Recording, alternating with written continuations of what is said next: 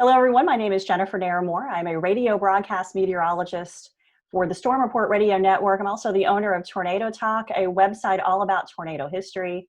We have over 400 summaries documenting tornado events of the past. We're very active on social media via Facebook and Twitter. And we have a growing community on the Discord platform. And it's through Discord that I have met most of the gentlemen sitting here in class today. They came to our server to find like-minded folks who love tornado history as much as they do.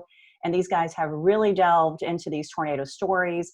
They've become writers for the website and leaders in our tornado history community.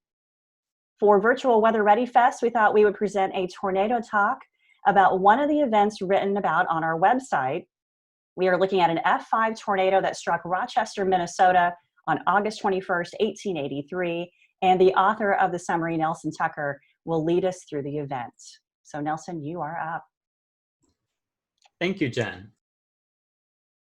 Morning, everyone, or afternoon, or evening, wherever you are in the world. Yeah, today we're going to be talking about Rochester, which is enormously important historical event, not just tornado history, but America and even the world. Mostly because of its connection to the Mayo Clinic, which we will get to later point. But I suppose as all stories should, we should start at the beginning here. The day of August 21st, 1883 was very humid, oppressively humid. People described it was so humid it was hard to breathe. They saw, it was bright, sunny for most of the day, even through the early mid-afternoon. And then the clouds started to build. It first started with some rain showers in a county down to the southwest of where the tornado began. And it built and built, and then there was large hail. Farmers reported the crops were completely wiped out by massive hail. And then about around 5:25 p.m. CDT, Central Time, is when we think the tornado probably first formed. Westfield Township of Dodge County. This is about southwestern Dodge County. And this tornado was almost immediately quite dangerous. The first damage that we have from it is ripping apart a farm and injuring a family, some of them quite seriously. It remained rural. But yeah, it grew in power quite fast. Are there any questions about that? Or? I was going to ask, how quickly did the tornado just widen? Did it touch down a wide tornado? Did it touch down as a small tornado and just quickly widen? Do we have evidence that would answer this question? Well, that's interesting. In Dodge County, in the first stages of its life, we don't actually have any visuals of anything sounding like a tornado. There was just basically this black cloud that swept across the area. There was no form. They said it was kind of just formless, and it was just this massive wind that leveled everything in its swath. It was always wide. It was not so wide when it touched down as compared to what it would be later in its life, but the smallest it got was like for, its typical width would be like 1/3 of a mile wide, and it would grow much wider than that later on. So it was always a very large tornado. I think at this point in Dodge County beginning, it was already growing to near like a half mile in width. I have a question, Nelson. Where, for these events, I mean, this is, a really long time ago. Where do you get all this information? I mean, how did you delve into, or some of your sources to get such detail on what happened? Well, it's always a lot more difficult when the further back you go. Records are much more scanty, especially when these are areas that are still being settled and developed by farmers. It's just around the end-ish of this time when settlers were beginning to, make first claims and lands and stuff. Rochester, the town that we'll be hit later on, is a town about a little between 4,000 and 5,000 at this point. Today, it's like 25 times that population. Most of the information, so there's a lot of history books. So writing down, recording everything that happened I mean, the writing was everything there. So there was a lot of county records. They had a lot of county histories, and they also had damage assessments where they had to have someone from the county go around and go to each farm and record their animals, what the damage was, what relief needed to be. Back then, it wasn't so much like you see with tornado disasters now, where the government comes in and helps everyone. They were kind of on their own. They just, you dealt with it, or, you know, you didn't make it, honestly. It was a different time. That changed after the Great Depression, with how the government responded to those things. But at that time, yeah, it was really just community-wise. And so it was important to them so they record all that history. So there's some oral tradition, too. That was written down later. Newspapers were the primary source of information then. And you have to be careful with newspapers because they could often exaggerate things, and they could get away with it because, you know, where else are they going to go for news? But yeah, there's a lot of that. Historical societies often record a lot of things. I know the Olmsted County Historical Society actually has artifacts still from that tornado. Yeah, they even have a small piece of metal that was embedded several inches into a stump of a tree that was stripped of all its bark, still in their archives. So they have a lot of remarkable stuff like that. But yeah, there's a lot of old tradition written down later, newspapers, county histories, things like that, plat maps, maps of land ownership, because all farms, it wasn't, when we talk about areas, we always have mentions of towns, of roads. First of all, highways didn't exist then. Road networks were ever changing and mostly just, you know, dirt. What really, how the land was divvied up and how people navigated was who owned this farm and that farm. So for property wise, they would refer to things, oh, like the old widow who lives, you know, down the street, about two houses down to the west from her, you know, this house was demolished. That is difficult to get through today because there's no reference. So you kind of just have to delve not just into that specific part of the tornado disaster, but into the context of the community at that time to understand how these references work and who was alive at that time. Who is this old widow? Who is this person? Who is, you know, like the town scoundrel or something? Like who's been doing that stuff? Yeah, it's quite funny. Some of the things you'll find back then, but yeah, it's quite interesting. So this point through Dodge County, Minnesota, and I can pop up a map later to show you what I'm referencing, but the tornado is very rural. We don't really get too much damage for it. It's usually a farm every mile or two. It starts to get really, really big, and a few miles after, first place it hit was just the farm of William Slow, whose wife and child was injured. We get to it becomes apparent that this tornado was an entirely different animal from what they were normally used to. And again, at this point, it's only about a couple miles from the track of the tornado, exactly 1 month to the day before this one. The Elgin Cyclone is what they called it. It's killed quite a few people. It was, in respects, sounded almost as intense as this, but it did not hit quite the populated areas. That's a story for another time. But yes, so the people are there already very wary of cyclones. Unfortunately, there's no warning system. Some of them are the ones lucky enough to be at home. Usually, the women and the children would go to their cellars. Interestingly, despite the fact that understanding of tornado knowledge was like practically non-existent then, they took it a lot more seriously, seemingly, than we do today, because perhaps the fear of the unknown. But all of them had cellars for this. All of them knew exactly what to do.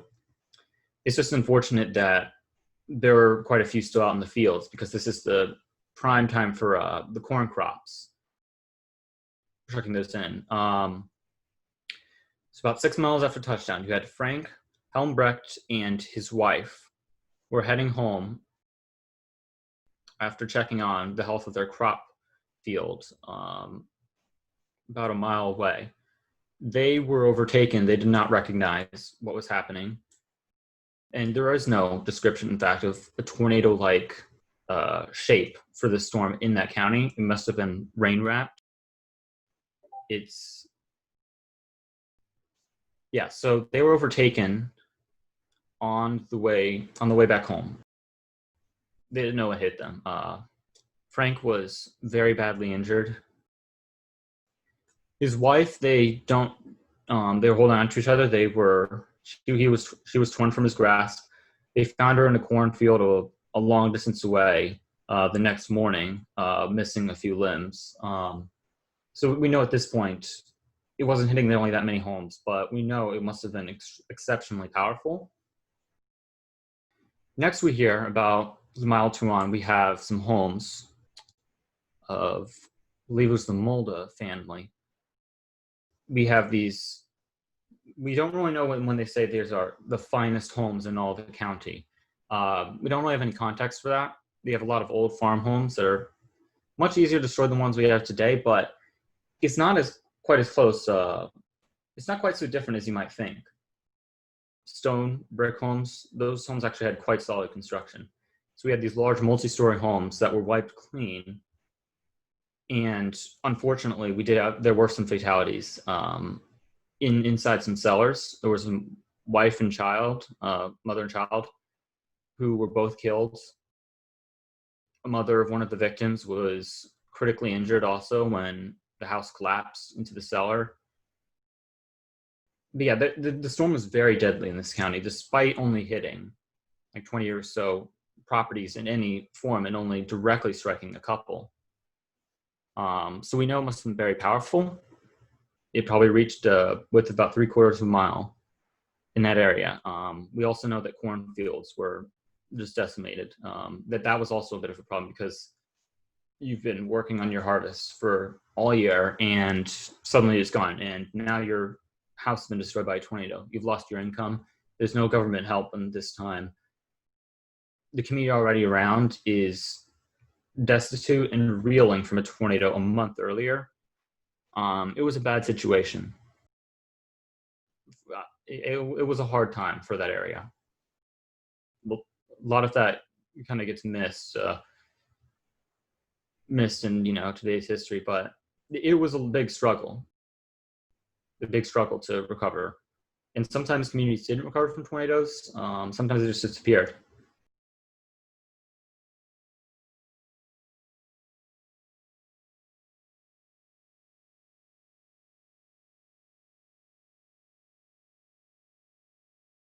So the storm crosses into Olmsted County. It widens substantially. It sweeps away some more homes, just a few, but it's well over 1.5 miles wide, which is an incredible width for a tornado. It's not to say that this doesn't happen today. Just this year, only like 6 months ago, we had a tornado that was 2.25 miles wide in Mississippi. That one was rural, thankfully, at that width as well. But yeah, I would like to make the point that this isn't just, old scary stories from a time long gone. This still happens today. But yeah, so it's just saying that width in more rural areas. We have a report that belt of trees, a grove of trees, for about a mile wide was completely destroyed. Thankfully, no more fatalities. It's still rural. And then it starts to approach Rochester, a sizable town, thriving town, agricultural community in southeastern Minnesota. People that day, again, it was very humid, oppressive day. Sun was shining. It didn't really look like storms, going to happen because it went through early afternoon, then mid-afternoon, there was nothing. It was just clear sky. And then it, just like, the clouds exploded there, and they came from the west-southwest, and people described a variety of interesting for instance, when it was before solid, one person just west of Rochester and to the north of the track, said that there was like in and out, like vapor, like wispy trails of smoke in like a very wide area. This indicates the storm was probably weakening at this point. It was losing strength, and it was growing smaller. But you could probably, from this description, we probably, from what you've heard, there were several vortices rotating around a common center, several like mini tornadoes, so to speak. It's what we call multi-vortex tornado. So we don't have a fully, formed funnel like the classic, shape that you might see. I think this tornado was always much bigger than what you might think of as a classic tornado. And people didn't quite realize just how far away from, that more condensed area the winds extended. Coming to Rochester, we have both reports of a black cloud partially to the ground, and a very light tannish, like light dirt colored cloud. So you might be wondering, isn't that a contradiction? Well, no, it's not, because one of these observers is from to the northwest of the tornado, looking northeast of the tornado, looking southwest. The sun is on the other side of the cloud. He's not getting any sunlight. He's getting the full shadow, so it looks black to him. Another observer is from to the south of the tornado, looking north. He's got the full sun on the backside of this tornado, and he's seeing a very whitish color, but it's tan because of the dirt. It's pulled out of the ground, which is again showing this tornado pulled quite a bit of dirt to become, from his perspective, this observer, mostly just a tannish color. There's not photos of Rochester itself. All the photos are from Rochester. We don't have any photos of the tornado itself. No, we would not have a photo of a tornado for about, let's see. No, I mean the damage photos. Fun fact, the first photograph ever of a tornado, he captured almost exactly 8 months after this. But, so you're saying, do we have any photos of Rochester? So the only damage photos is in Rochester, not prior to Rochester? No. Cameras are still a little bit few and far between. They were clunky. They took a lot of exposure. Took a considerable amount of time to set them up. And generally, yeah, you had the population of Rochester to attract the attention for a photographer to come there and take some photographs, but nowhere else. Because this is one of the earliest tornadoes of this intensity to have the damage photographed as well. So no, we only know what happened in Rochester, photographic evidence. So the tornado enters Rochester. It's about 2/3 of a mile wide. And it first moves through the business district. And here it's quite a bit weaker. It's not completely destroying buildings. It's not leaving them as slabs or just foundations, but it's leaving the weaker buildings, more of a pile of rubble, and the stronger buildings taking off some walls on the roof. You have businesses, you have hardware stores, appliances, manufacturing. You also have quite a few churches. At one church where there were 35 kids who had just returned from a picnic outside of town, and thank goodness, because that would have been right in the path of the tornado if they had been 30 minutes before. 35 kids in the Methodist church. The steeple fell into the church, but it missed the kids, fortunately, right next to where they were huddled. So, and I would like to point out, that could have easily been, that would have been nearly death toll itself that we already have. If you had either the steeple fall on them, or if you'd had the tornado was more intense hitting that building. That could have easily been a huge tragedy in and of itself. But no fatalities in the business district. There was some warning. People generally saw that coming, took the cellars or, inside their homes. I wanted to ask regarding Rochester. Obviously, this tornado occurred some time ago. Could you give us like a population estimate, how big or small Rochester was around this time? We know populations between, it was about 4,000 1880, a little over 5,000 1890 when the census was taken. Interestingly, I'm not sure if this relates to tornado or not, this is the slowest rate of growth since census records were taken for Rochester between decades. Otherwise, Rochester's growth in population has been exponential. So I'm not sure if it's possible the tornado slowed that, made it less attractive to move to. Yeah, so it wasn't the city that we have today. It was nothing like that. And bring that up at a later point, but it was a substantial town for the Midwest, nevertheless. So I'm going to share a map of the tornado that's drawn through Rochester. This is using old maps taken about 1878 that were stitched together.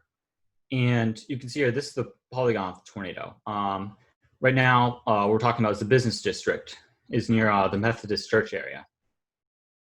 You have the courthouse, its dome was taken off.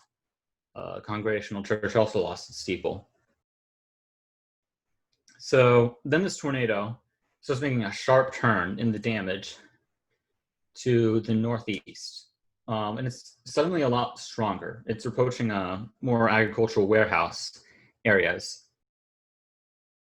It's the grain elevator was split in two. You had a building that was thrown about 55 yards onto train tracks, supposedly knocking a train off the tracks. It's more likely that was blown off. But yeah, you start to get a lot more intense damage. The railroad bridge, I can probably show.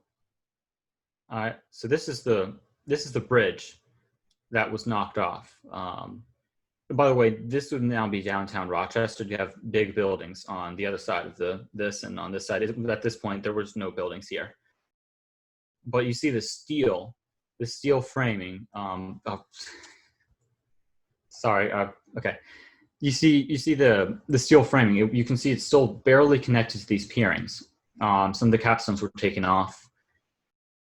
It was thrown about mostly northward, which gives you an idea of where the strongest wind is coming from, and the fact this tornado is really making a sharp turn to the north. And that's when it enters. That is when it enters North Rochester. This is where the tornado really becomes pretty horrific.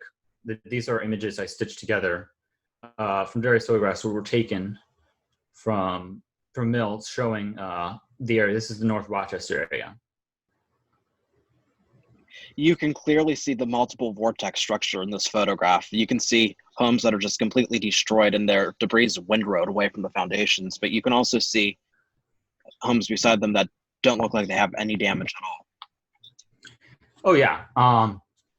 This point it's going from light damage.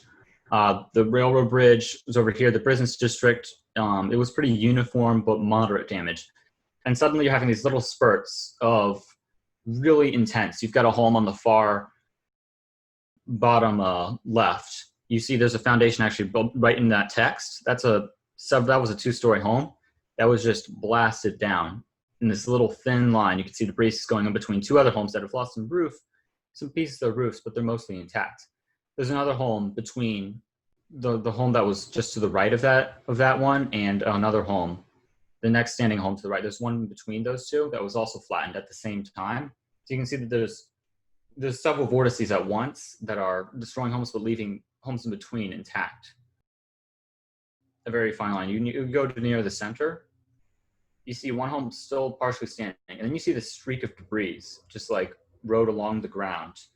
That was actually a home that was immediately next, like within a few feet of that still standing home, that was just flattened while the other one is still there.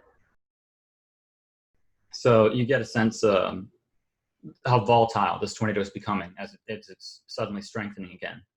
So are we looking at it moving which direction are we looking at here? We're looking at it moving from left to right. The railroad bridge is just off to a little farther in distance to the left. What we're looking at right now is North Rochester. And then you look in the more northern areas, and you don't see those homes anymore. You don't see those in-between homes still standing. Everything is flattened because the tornado here, look at the damage. It completed a small loop over this area of North Rochester. That's what exacerbated the damage. It was strengthening, but it also completed this loop and just left everything. Okay, but you're generally, the tornado then moved what, more of a westerly to easterly direction, or northwest, southwest to northeast, or how did it move across North Rochester? So it was tracking directly north, and then it started to loop over Rochester. You had some pretty intense damage that we'll revisit later, because this is where the most heartbreaking stories come out and where the damage was worst in populated areas. But after completing this loop, this tornado now is only a third of a mile wide. It's heading sharply off. My question is about the loop. Uh-huh.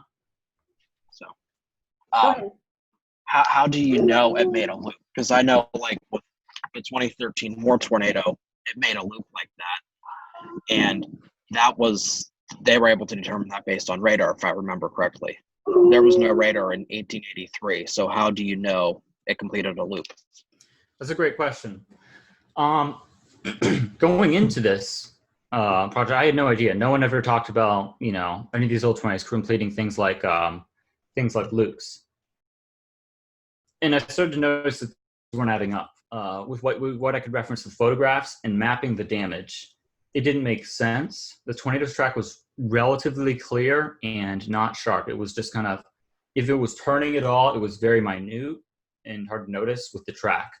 I can pull up a map of the track, of the full track here. You see where it starts. You can see how it gets bigger and then it shrinks when it goes to Rochester, and then it suddenly just goes way north. And when you look at plotting the damage, I was like, this doesn't make sense. So I started looking at possibilities. I started stitching together those images taken from a mill that was partially destroyed just to the east of North Rochester, where the tornado was curving northward. Looking at the severity of the damage in different points, looking at what did they describe? Which way were the trees going? The trees falling. Well, how badly was the house destroyed? You could have homes destroyed, but one might still be in several pieces, and one might, just be ground up into small splinters. What does that say about the structure? And why is the damage ballooning a little bit after that northward turn? Why is it ballooning a little bit to the northwest? Why is that? What do tornadoes normally do? Tornadoes that are similar, like we have the Parkersburg 2008 EF5, Moore 2013, Coleridge 2003. We have these other violent tornadoes in relatively these plains areas. What do they do midpoint through their lives? What would make sense? And this is what we call a tropicoidal loop, which is basically just a really fancy way of saying, yeah, it made a loop.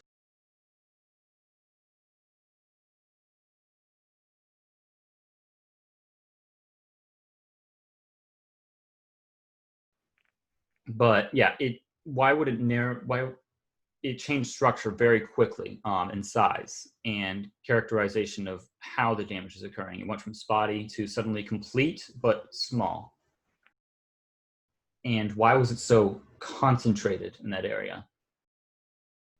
And the answer to the question is, yeah, it would have, if it's going to curve northward like that, and then it starts curving a bit northwest, and then the next thing we know, it's going to the northeast, but we still have this ballooning damage just to the west-northwest. So we know that it must have completed a loop there, because it would not suddenly change like that. We know that once you're starting that curve and then you're going sharply, like almost 180 degrees from from what's previous direction was, the momentum was going to carry that through. We know that tornadoes, that it had to have completed a loop there.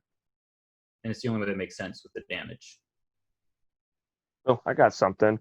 So, in regards to the magnitude as well as the intensity of the damage, how would the Rochester tornado compare to, say, some other significant Minnesota tornadoes or other Northern Plains tornadoes like Fargo 1957 or Omaha 1913?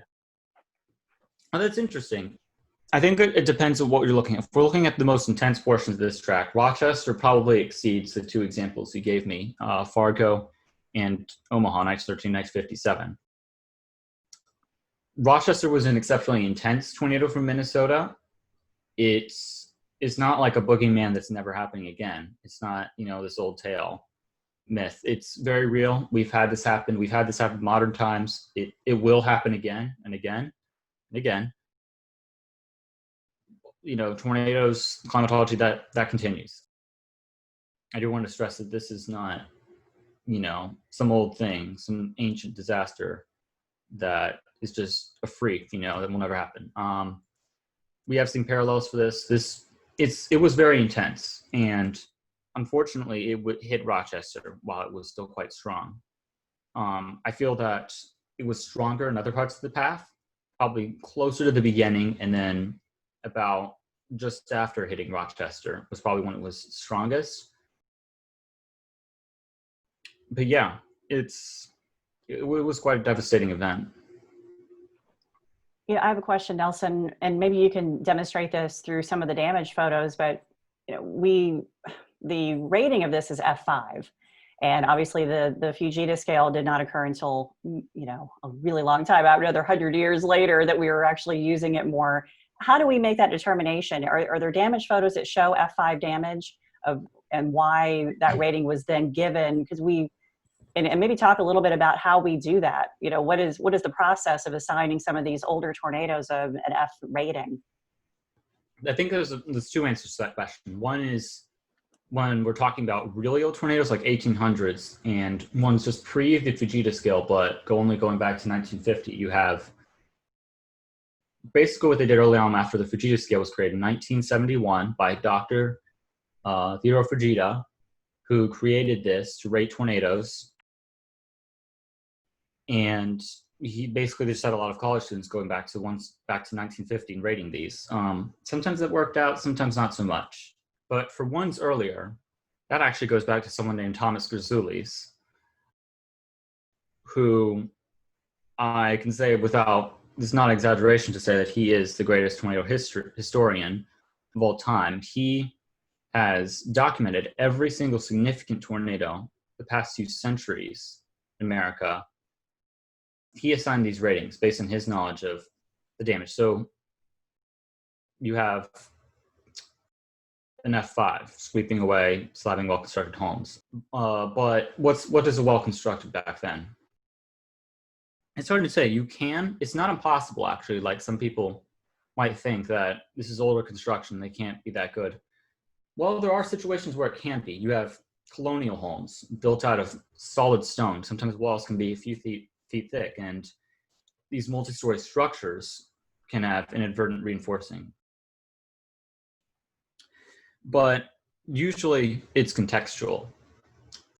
What accompanies that F5, EF5 damage? What is always present there? What is exclusive to that? What is probably only with that? And how do those factors add up together? What pieces can we put together to understand? Because F5 is basically just that level where the winds are strong enough to do this to a well-constructed home. But by no means are tornadoes have been around for long before us and long after, probably will be long after us. By no means are they constrained to simply homes that we have. The Fujita scale was created to understand the damage, but there's so much more contextual. Everything can be used to understand what's doing. What about the debris? So you have brick, you have stone, you have wood. With the weaker-ish tornadoes, it can be swept away, but it's still largely in just intact pieces. Rochester, it ground them up into, you had powdered stone that was literally forced into victims' cuts and wounds. That was just, pounded into them. That's an extreme. That's very extreme damage. That doesn't happen even with some F5s. You had trees that were just stripped of bark, of all branches, left as stunts, and you had the mud that was taken out of the ground and just splattered into them, and almost embedded in some cases, they said, into the wood, so that it was really difficult to remove it after it had hardened. You had very complete damage. This is not intermittent with construction. It was in the worst areas, it didn't matter what kind of home it was flattened and granulated the same way as the rest. Survivability. Naturally, when you have stronger winds, it's harder to survive. In the strongest F5 areas, I don't know of anyone who really, survived those winds, or at least wasn't terribly injured.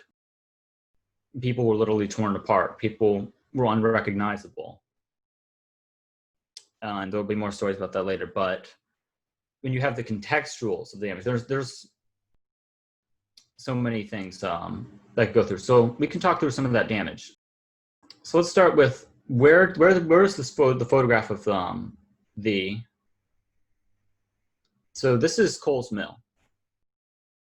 Largely stone structure with some wood exterior. This is not F5 necessarily, but from that little broken out area is where the photograph of North Rochester was taken. You see this train that was moved from the train tracks. John Cole, owner of the mill, was walking out of the mill when he was picked up by the tornado, thrown across river, and found in a street in North Rochester. And quote, every bone in his body was broken. That's a lot of force. You have the bridge was obviously significant. Here you have a closer view, North Rochester. You see how narrow it was. This home was mostly fine. You have the large home right next to it, foundation to the left, central left. You just see the debris just strewing out from that. You see farther away in the rest of North Rochester, everything's gone. It's an apocalyptic wasteland. The grass, low-lying shrubs were ripped out of the ground, and if they were still there, they were just, almost unrecognizable as vegetation. Trees were hurled long distances. Here are some of the more business and school damage. You have steeple from the Methodist Church at the very top left. Brick business in the business district at center left. At center top, you've got a machine shop. This is a very strong, I believe, two-story building of brick. And you can see how the bricks were just not just toppled as like a singular wall, but when the wind hit it, it just broke all the bricks apart from each other and just smashed them like that. That takes a lot of wind force. You've got two pictures of schools at center bottom and center right. These were large schools that were leveled. Yeah, so this is easily, some of this would be F4, for instance, damage. These are warehouse areas. This is an agricultural community, so you had a lot of storage for grain and all those things. The housing damage is quite substantial. These homes were just reduced to unrecognizable bits. And again, photographs, there wasn't much to photograph. Photographs weren't taken, so if you just had a barren wasteland where there was just nothing, photographs of the worst hit areas where there's just nothing. You even had foundation stones that were ripped from each other and scattered across the plains. There was nothing to photograph there. We don't really get photographs of those, therefore. We do get photographs of other contextual damage. You see a horse here that was said to have been impaled through that tree. It takes a lot of force to do that with the horse. You see this thick stone building, who knows what it was, with some iron beams like through it, just ground down to the foundation. You have some debarking, you have more homes that are just littering the area. Yeah, so there was a lot of contextual evidence that this was an F5, and Grzoulis knows better than anyone, really, with historical tornadoes. So going back to the photo of that railroad span bridge, that heavy iron bridge, the only other times I can recall of, heavy iron span bridges, whether they're railroads or just regular travel paths, being knocked down or blown away was with Pomeroy 1893, Woodward 1947, and Sherman, Texas 1896. You know, how do you feel about that? This iron construction, yeah, that takes a lot of force to not just knock it and pull it out of its anchoring, but to separate the pieces itself and basically like crush it like a soda can, to take the iron and individual pieces that were separated from each other and knocked over like that. That takes a lot of force. That is something that has been associated almost exclusively with F5 tornadoes in the past. So the tornado did continue after this. It was possibly more intense. You had instances of cornfields. One cornfield of 100 acres was flattened with, said to have every leaf stripped from the stalk. You had other cornfields where there were just barren dirt, where mature corn was just ripped right out. Again, that's contextually F5.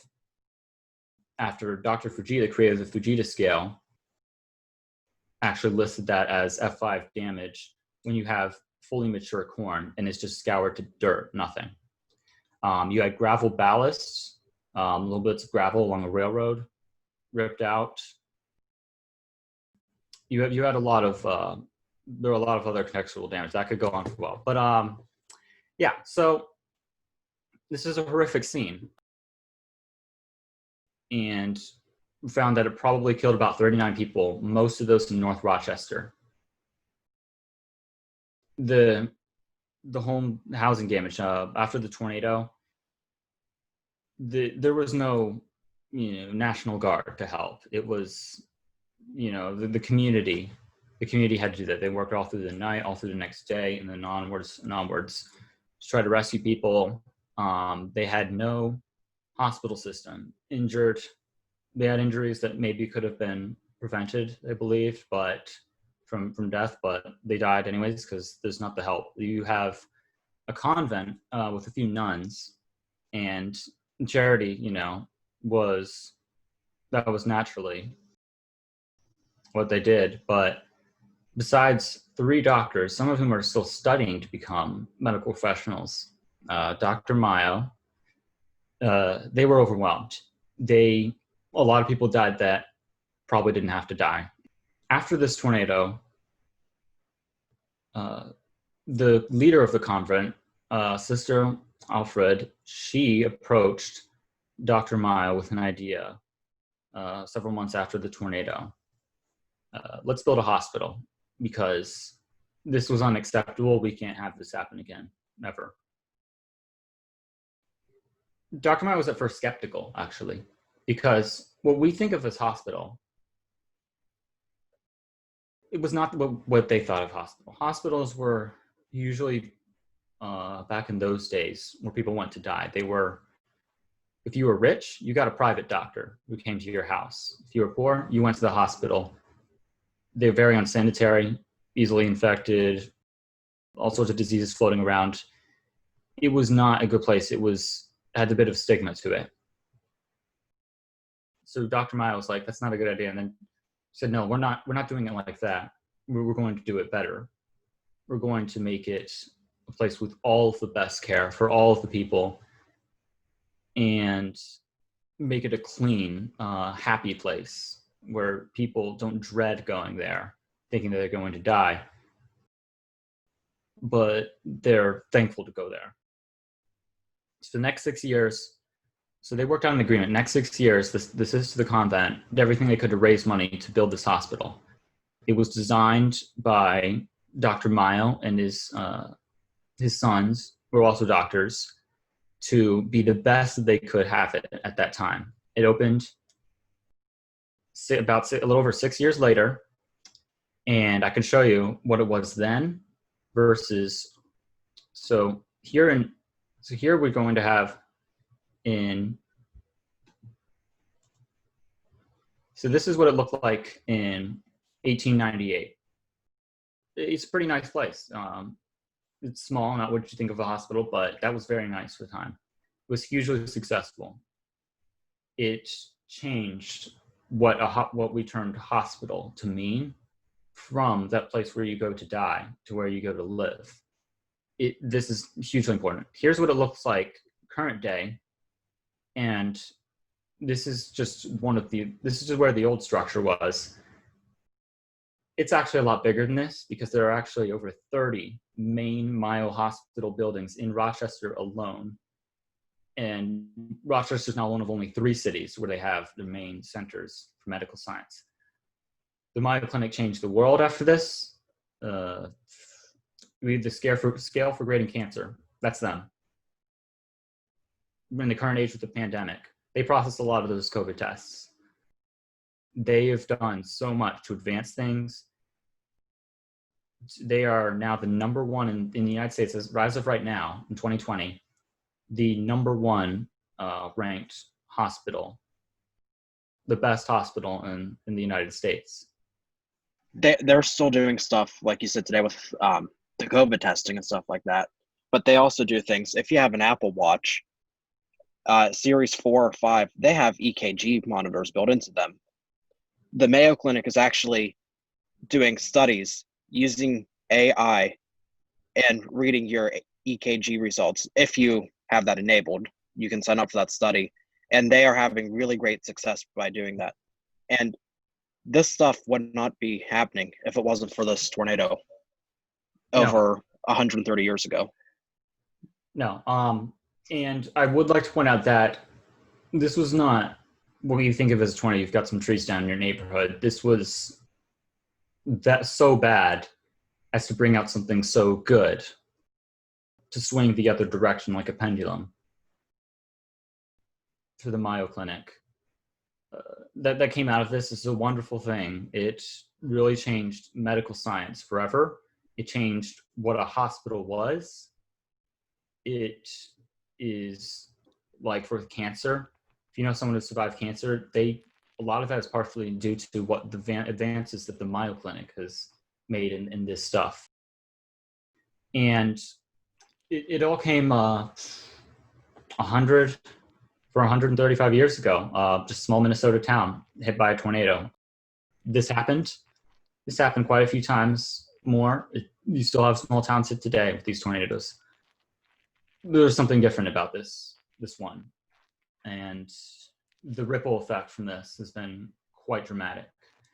I would like to point out that what would it look like if this tornado happened today?